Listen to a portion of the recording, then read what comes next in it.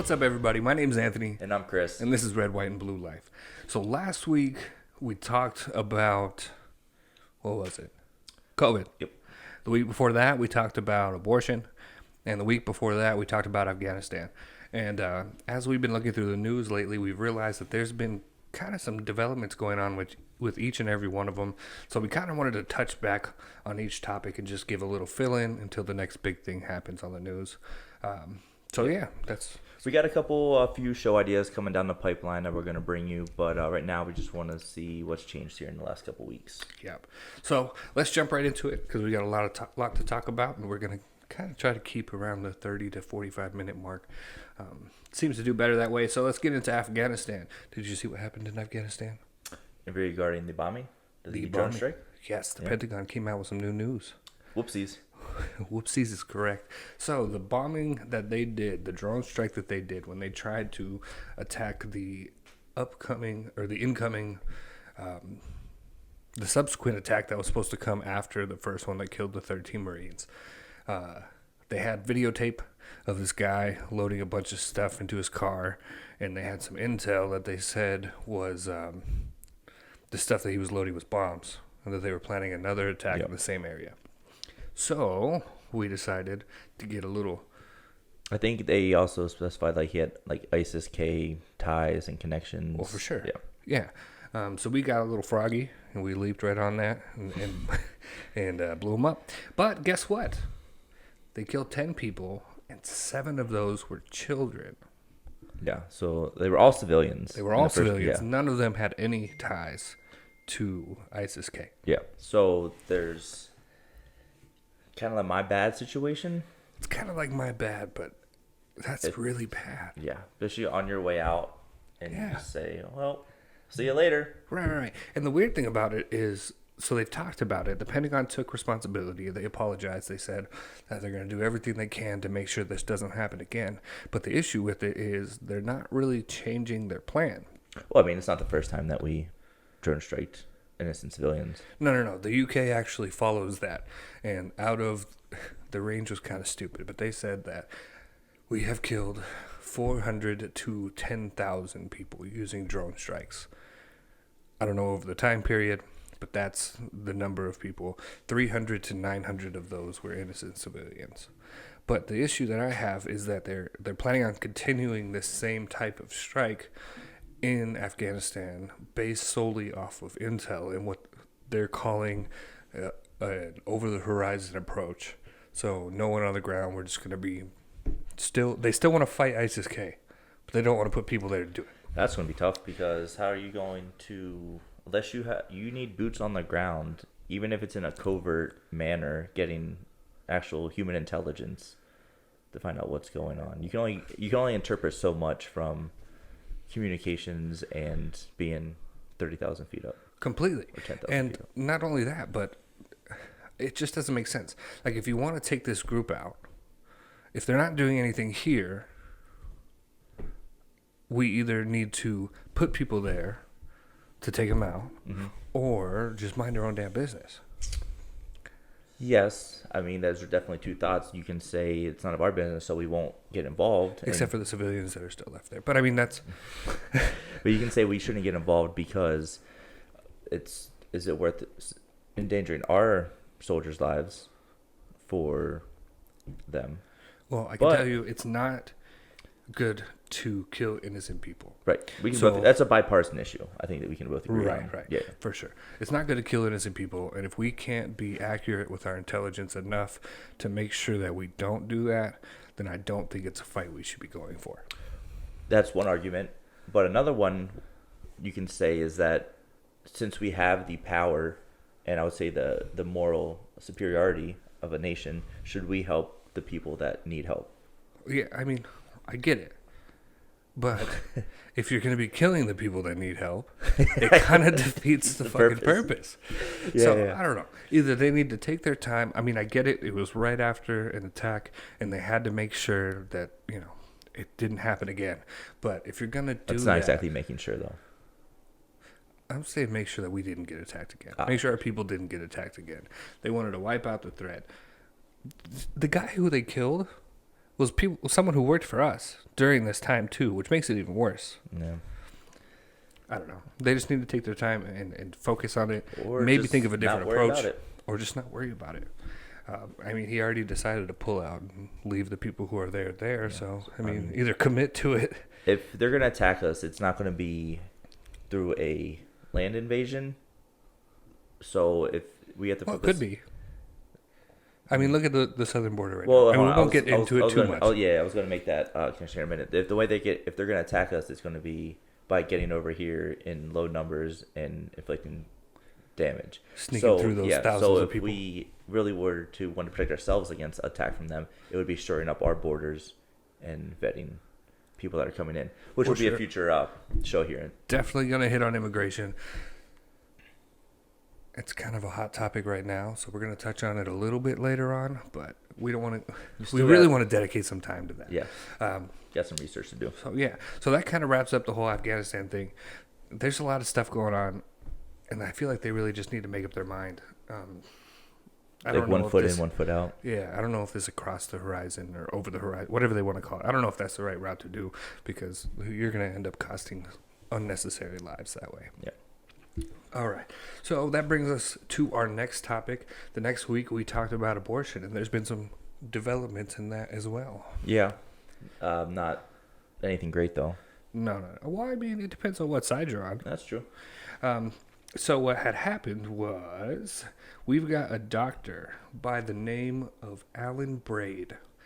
This brave soul here decided that he was going to be the first one to perform an abortion after Texas's SB8 law passing. He decided that he was going to do this, and then he was going to write a whole letter to the Washington Post exclusively explaining kind of why he did it and what his thoughts were. And so I'm going to go into that a little bit. Did you read any of it? No, I just got the headline. Yeah. So he talked a little bit about how when he was in med school, he said he'll never forget it. There was this lady that came into the ER, and her vaginal cavity was packed with rags, and she died a few days later from massive organ failure caused by sepsis. That will do it. That will do it. So he saw that, and he decided that he wanted to be part of these. What he saw as the solution. He was taught that abortion was an integral part of women's health care, is what he said.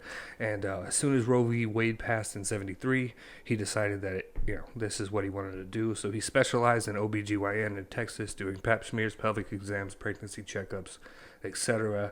And he did mention that he delivered more than 10,000 babies. Didn't really want to probably give a number on how many he stopped. I don't know if I should. But my question is, can he report himself and get the $10,000 bounty? I don't know. Are you trying to take... You knew where I was going to go. No, where you go? You don't want me to say it. No, where you go? So for an OBGYN, does it offset the number of lives you bring into the world? Your kill-death ratio? What's this man's KD? Not okay. Okay, I'm sorry. I had to do it. Anyways, I personally have a problem with that. Right. But okay, moving on. Some would say on the other side that he's no matter what Neil thinks, he's protecting the woman's fundamental right, which is determined by the Supreme Court to get an abortion. Yes. So he performed this abortion and decided to go public and post this out. And now there has been several lawsuits that have started because of this.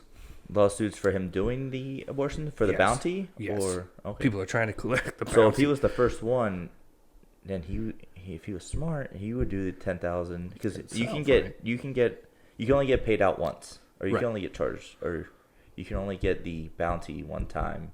The fine. It can only be given out once. Yeah. No matter how many lawsuits come about, it can only be paid out once to, I don't know, whoever comes first. I'm not sure how that works. It's kind of funny, though, because Texas kind of came out and was like, we really didn't expect this to happen. I don't know why. This was talked about from the minute it came out. But they said, and I quote, "These out-of-state suits are not what the bill was intended for." and they just didn't expect the outcome. They The goal was to save, specifically included out of state. for sure, and they said the goal is to save as many lives as possible, and the law is working, but they didn't expect this vigilante system, which is kind of dumb because that's exactly what they created.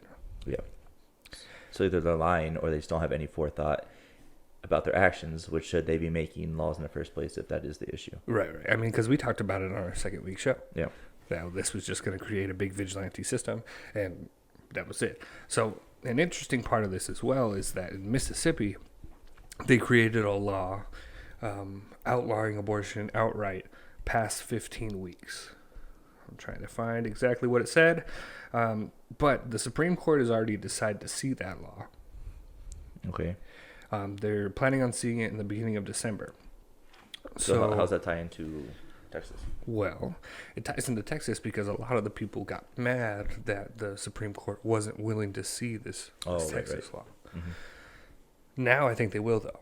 Because before the issue was, there was nobody really to point a finger at and have a this versus this scenario, like a Roe versus Wade. They didn't have that. But even if it, shouldn't it be a states' rights issue? If you don't like it, shouldn't you just go somewhere else where it's already federally protected. Right. So now it's the state can further define that law and... Well, they can't outlaw going to another state. And that's something that this guy also, Dr. Alan Braid, brought up later on in his letter. He said he brought up a specific case of where this lady was 42 years old. She had 4 kids already. 3 of them were under 12. And she advised her to go to Oklahoma. And that was a 9-hour drive one way. And that he would help with the funding for transport and to pay for the abortion and things like that.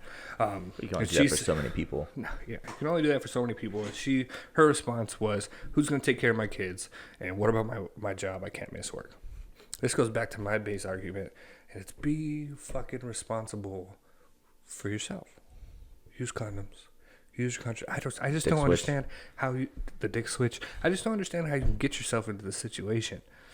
You got 4 kids. You know what happens. You've done this. Well, multiple times. Yeah, for a living. Stop it. Yeah. Stop it. If you can't not have sex, which is fine. I love sex. You love sex? We all love sex. Sex is great. But just fucking be a responsible adult. Yeah.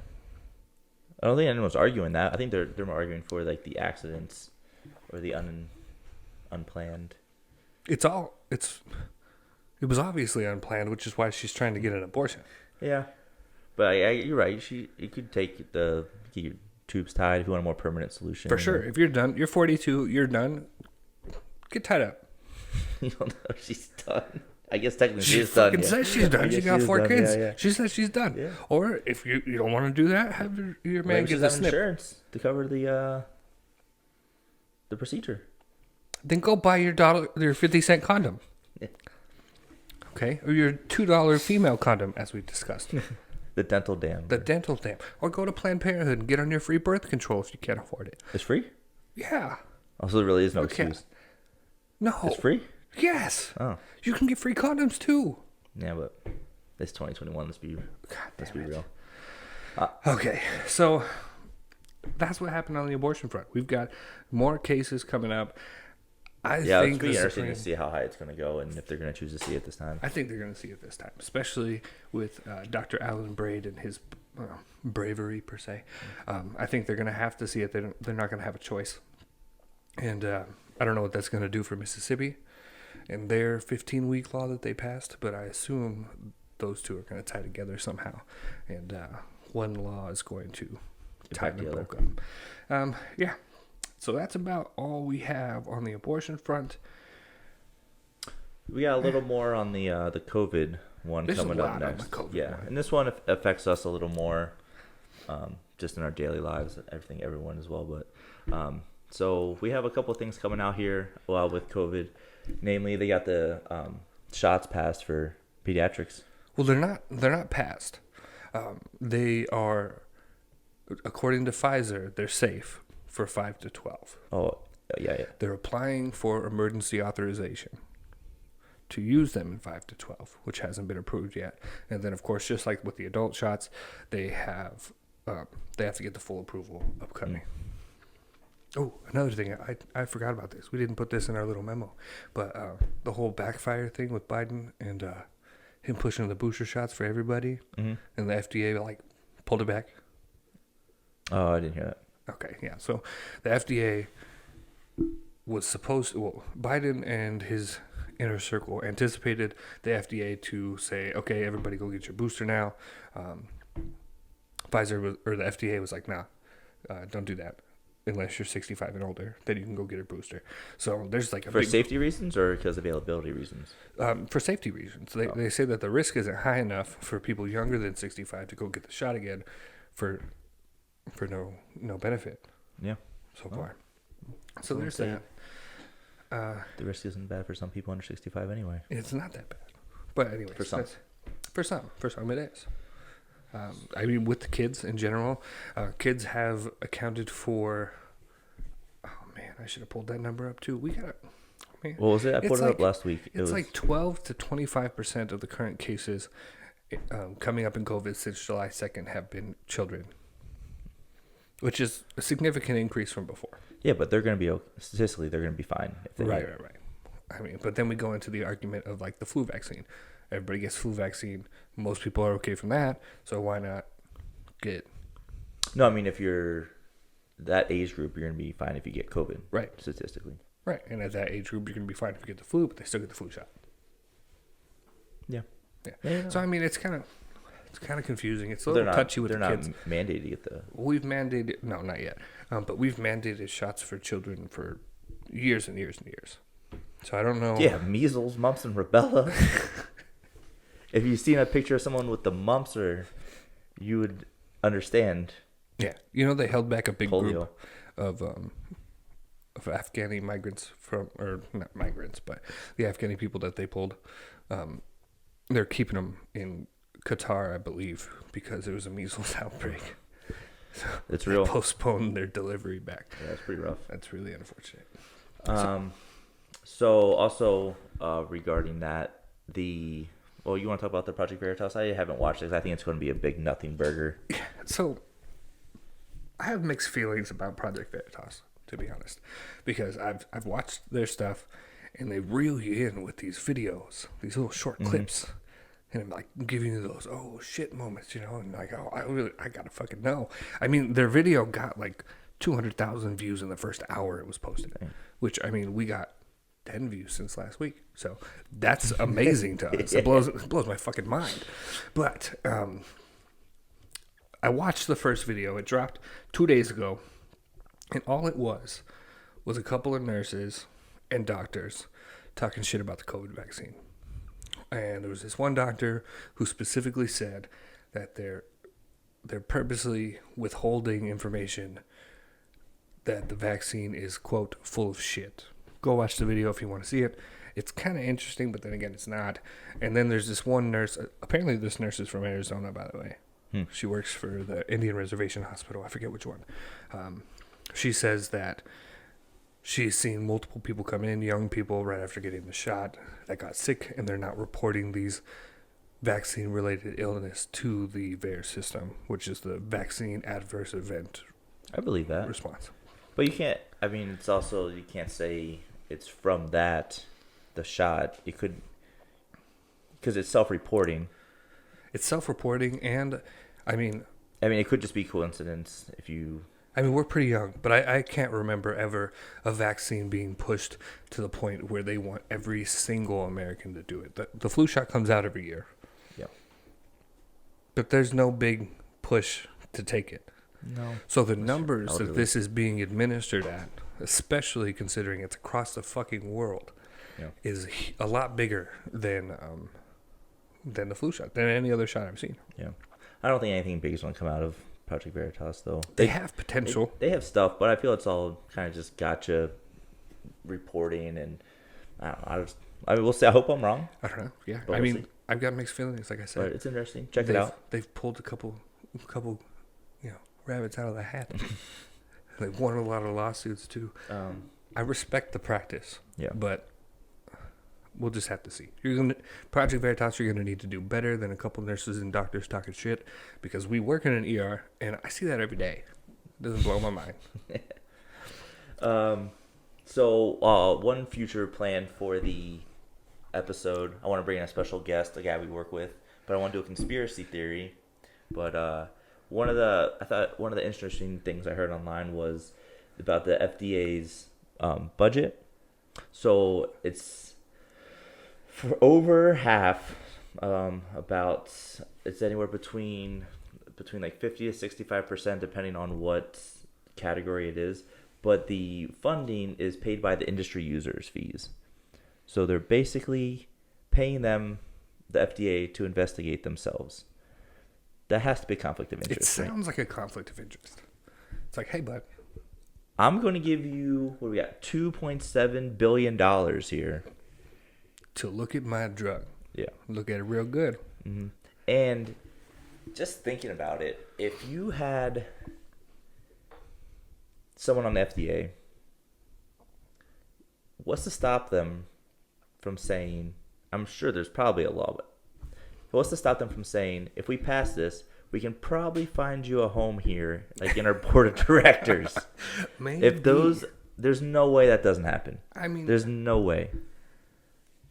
I would like to think that the FDA's, the head of the FDA's are respectable people. I mean, 2 of them quit during all of this. Probably not a good sign. No. 2 of them quit. 2 of them didn't like the way Biden was pushing booster shots.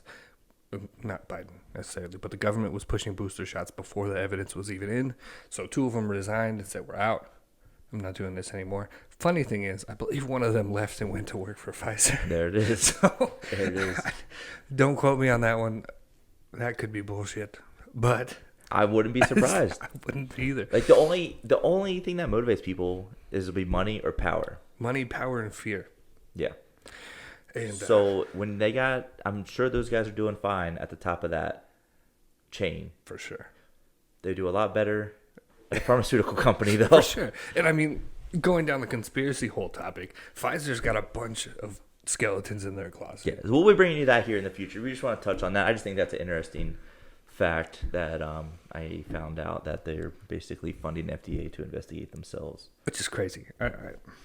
So I don't know. Yeah. Yeah. So another thing I want to touch on here is I heard reports, let me just bring it up here, about there's a physician in Dallas, they were determining when they're triaging care, whether a person's vaccination status should figure into a patient's chances of survivals. And I would say absolutely not. Wait, chances of survival or chances that's of receiving care? They're triaging, because I guess they say if it comes to it, they're going to have to triage their care. Okay. So one of them is, should the vaccination status figure into a patient's chances of survival? So, which, hold on, this is going to be 2-part, which I would agree with if they're here for COVID issues, pneumonia, respiratory problems. You can argue that. But another one was, they're saying, should they not see unvaccinated people, as a doctor in Alabama made a decision to no longer treat unvaccinated patients, saying, if they asked why, I told them COVID is a miserable way to die and I can't watch them die like that. So, I mean, I personally have a couple issues with that. Working in an ER. So I'm going to hit the triage thing first. As far as triaging goes, especially in mass casualty events or mass events like this, you do have a ranking system that we're supposed to look at patients from, first of all, like the first group is usually green or level 5 for hospitals, whatever, and they're fine. We don't have to do anything with them. Walkie-talkie, they're good. Then the levels kind of increase as you go down to the dead people, who are red, black, level 1, whatever you want to call them, on whatever scale you use. But where it gets a little tricky is in that second level right before. In mass casualty events, what they do is they evaluate the number of resources they have, and they try to determine the probability of saving that patient. Right. Because you can technically still be alive But if your wounds are too serious, You're you're going to going to be black. Yeah. Right. So now, in extreme cases, you have no beds in your hospital, and you have people coming to your hospital. That happens. Which that does happen. It's happening in places around the world for COVID reasons. In the U.S. too? In the U.S. too. I can kind of see where vaccination status could apply in the triage aspect, just because those who are unvaccinated are already at a higher risk of dying in general from COVID when you're at the end stages. Yes. Okay. Shit's getting bad. Okay, I'm following. So if you have a hospital that's full and you've got two people who are really, really sick, one's vaccinated, one's unvaccinated, you have a better chance of saving the vaccinated person than you do the unvaccinated person. So by basic triage rules across any scale that people use, you would put your efforts towards the greatest chances of success. I don't know if I agree with that. For instance, if you walk up to a car accident scene and you've got one person with a leg chopped off and one person's cut in half completely, they're both still alive. You could possibly save both, but the chances are this guy that's cut in half is going to die first. Right. So we're going to aim our resources at the guy with one leg. I understand what you're saying, but if the vaccination status plays a role, it's hard to say. Like, say they're level 3, like, I don't know. Say they're not that serious. Well, I don't think it should apply if they're not serious. Okay, so say it is very serious. Okay. But if someone's here for COVID issues and they're sick, somebody respiratory issues, respiratory distress, and you have someone here, let's say they're here for drinking too much, esophageal varices. Okay, that's a bad one because that's going to have a poor outcome the other way. Okay, so they're here for BMI of 45, coronary artery disease. So fat with coronary artery disease. Yes. Okay. Someone that ate too much, poor diet, no exercise. Someone here is healthy, well, not doing well, but respiratory problems. So what's the, like, just because if the person with the coronary artery disease isn't vaccinated, do you think they shouldn't? So the thing about triage is it is supposed to be a very black and white process. Right. There's not supposed to be room for personal feelings or interpretation. It's supposed to be, this is what resources we have, this is what we need to do, where's it going to go? So in that case, it doesn't matter, I don't think, vaccinated, unvaccinated. But it's they're still both the sickest. Okay. And whoever's got the highest chance of survival, because we have no resources. So you're left. saying the vaccination status would only matter if people are both here for respiratory problems and one's vaccinated and one's not? Yeah, essentially. Only because then it goes into the chance of survival. The person with the vaccine has a higher chance of survival than the person without. So you put your resources towards the most likely positive outcome. Okay. So if someone's really sick, say severe sepsis, and you have someone here who's not as sick, the person not as sick should get the room because they're not as sick. They have a better chance of surviving. But do they have a better chance of surviving on their own without intervention? I don't know. You're just getting too technical. Yeah, I mean, I don't think, like, if this, especially this one doctor choosing. I mean, I don't agree with it at all. I mean, this especially triage process I'm talking about is worst of the worst. We've got 0 beds. I've got 1 respirator left, and who am I going to give it to type situation? Right. That's, the mass car accident on the freeway. There's only 4 of us who show up before the ambulances come. Who are we going to focus on? Right. This is worst case scenario triage, black and white process. This guy's saying that he's not going to treat anybody. He's an asshole. Okay. Yeah. There's also a lot of doctors that are out there saying that they're only going to, like, just primary care doctors that are saying that they're only accepting new patients that are vaccinated. They're assholes too. Yeah. It's not your job. Yeah. Your job is to take care of people who are sick. Yeah. Do it. We don't not see people who come in for car accidents that come in without wearing their seatbelt or without wearing a helmet when you're on a motorcycle. We treat them because that's what we do. That's what the practice we're in. Healthcare, yeah. We all took, I wouldn't say an oath. Doctors took an oath. I did not take We made a promise to our community. It's morally right. Yeah. People make whatever decisions, but you came for help. And we're going to help you. So unless it comes down to these very deep, fucked up situations where you have to make those decisions, they shouldn't even be looked at like that. We should be helping anybody who comes into any hospital at any time. Doctors should be willing to help any patient that comes into their office at any time. It's just the way medicine has worked forever. And only until now did we decide to be assholes. Yeah. Stop being assholes. Yeah, I just think it's interesting that you're just going to not care for someone because of the personal decisions they make. And that sets a bad precedent 100%. For anything else, because you can just make that arbitrary line at anything. At anything. You ate There's a guy who eats a fucking Big Mac 3 times a day. Forever. He's a skinny dude. I don't know how the fuck he does it. You ever see their blood draws? Okay, I'm not talking about the Super Size Me guy. There's this guy. He fucking eats 3 Big Macs a day. Forever. Anyways, I'm getting too wrapped up in that. Did the Big Macs get smaller? They did. Okay. Everything in McDonald's got smaller. Okay. I feel they used to be huge. They used to be Big Macs, bro. That's fair. It's in the name. Now they're just fucking Macs. They're just Macs. Yeah. They're tall. They got an extra piece of bread in there. I don't know what the God. Anyways, we can't not treat that guy because he's dumb. Yeah. Dumb people. If we couldn't treat dumb people, we'd have no what to treat. Oh man. The income to most. I feel like we're bored. We're teetering here on a place that might get us in trouble. But it's not our job. That's not what healthcare is. It's not our job. We don't make those decisions. No. You're sick. You come to us for help. We're gonna help you. Yeah, that's the way it is. Yeah, I mean, you got to see everyone. Matter at least. I mean, as in our setting in like a hospital, especially emergency, prisoners. We got white supremacists. It's anyone. You don't give less care. Ideally, you don't give less care just based on their personal beliefs or their practices. I used to work in corrections, and the goal of that is you have to just not ask them what they did. Don't do it, because as soon as you get personal and ask them, if dude comes and says, I raped and killed this 85-year-old grandma, like, I'm not giving you your fucking Tylenol. Go away. You can't do that. So. That plays in the emergency department field as well. Don't ask personal questions.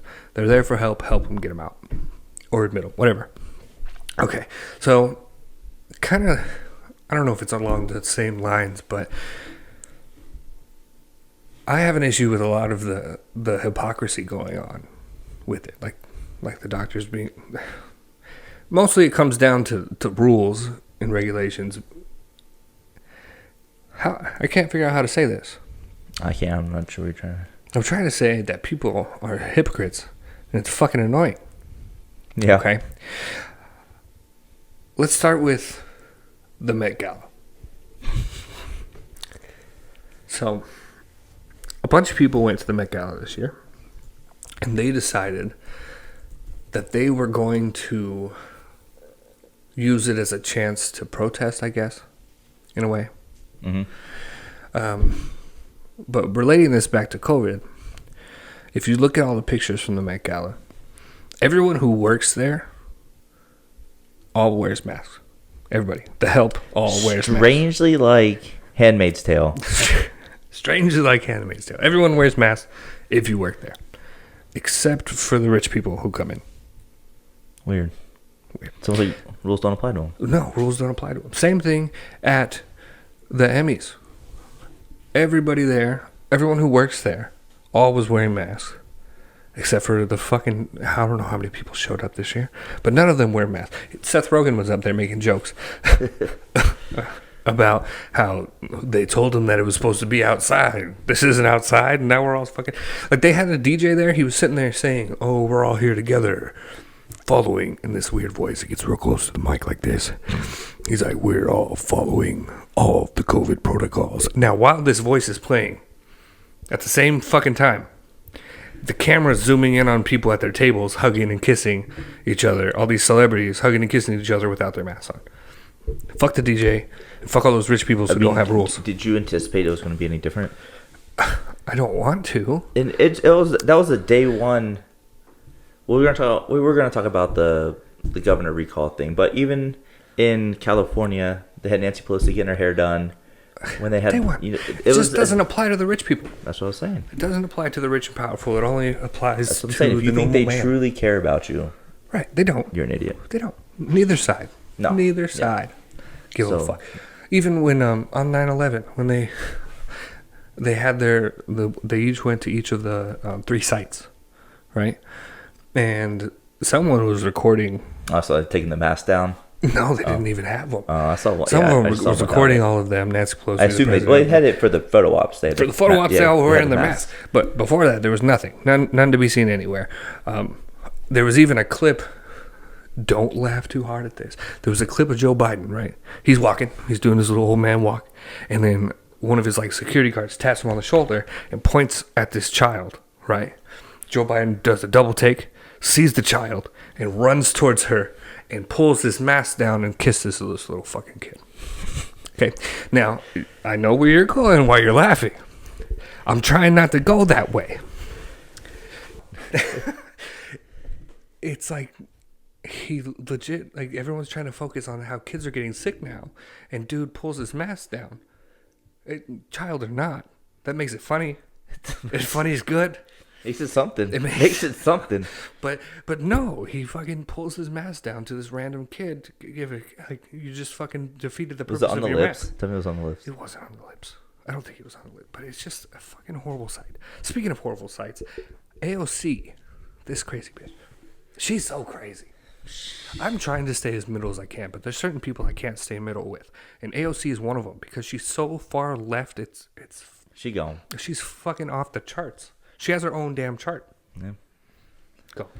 So she showed up with the Chick-fil-A inspired dress that says "Tax the Rich" across the back.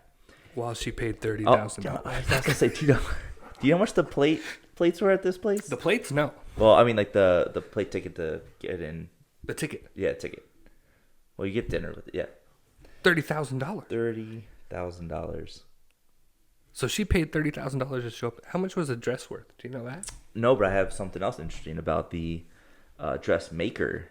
I'm assuming it wasn't a cheap dressmaker. No. I didn't even think to ask how much the dress was. I'm going to go ahead and say not cheap. No. I'm assuming not either. But, so she had a tax the rich on in front of all the rich people, which is pretty funny. Tax all the people that are there with her? Yeah. It's pretty funny. But the person who made her dress, the company called Cultural Brokerage Agency, now known as Brother Valley's, could be French, but my French is a little rusty. But they have been served 15 tax warrants in total since 2015. All failing to withhold income taxes from employees' paychecks, accruing almost $15,000. 6 federal liens on the agency, totaling over $103,000. So what you're saying is the person who made her dress isn't even paying taxes. Do you think rich people pay taxes? No. You know how rich people get rich? By not paying taxes. By not paying taxes. Now they master those loopholes. Which, on that note, do you know how much was it Apple paid? Let's see what we got here. Between 2011 and 2020, simple Google search, Amazon, Facebook, Amazon, Facebook, Alphabet, the owner of Google, Apple, Microsoft, Silicon 6 paid roughly $219 billion in income taxes, which is just about 3.6% of their $6 trillion plus in total revenue. They're paying 3.6% taxes, and you know what we pay? A lot more than that. A lot more than that. About Funny 10 part times is, as much as most of these people who run these big companies are Democrats. They're not paying the taxes. I know. If they were paying the taxes, they probably wouldn't be. But I'm just confused. Well, I mean, it's like they learned how to master the trade of working the loopholes, and then they're pushing for higher taxes. It just because it doesn't affect them. No, it doesn't. It's going to affect us. Yes. So, I think that's pretty. I would say funny, but it's not very funny because it's not very funny. Now that I'm getting a real paycheck, it stings. It hurts, man. I remember working at Sonic and seeing $200 come out of my paycheck for taxes. I was pissed. Yeah. I missed that. Yeah. Take my $200 now. I beg you. I mean, I can neither confirm nor deny, but working in the restaurant business, you get a lot of cash, and some people don't claim their cash tips. Oh my gosh. So it was way less. But now it's all electronic. So it's kind of funny. That reminds me. Right now there's like this little trend going around on TikTok, and specifically with strippers. I like where this is going. So strippers are making these posts holding all the cash. Oh. And there's these few people who are exploiting this loophole where they're taking the picture of the person with the cash and they're reporting them to the IRS. And they're receiving essentially a bounty for turning these people in and collecting it. So like all these strippers on TikTok and Instagram, they're all getting reported to the IRS for misreporting their funds.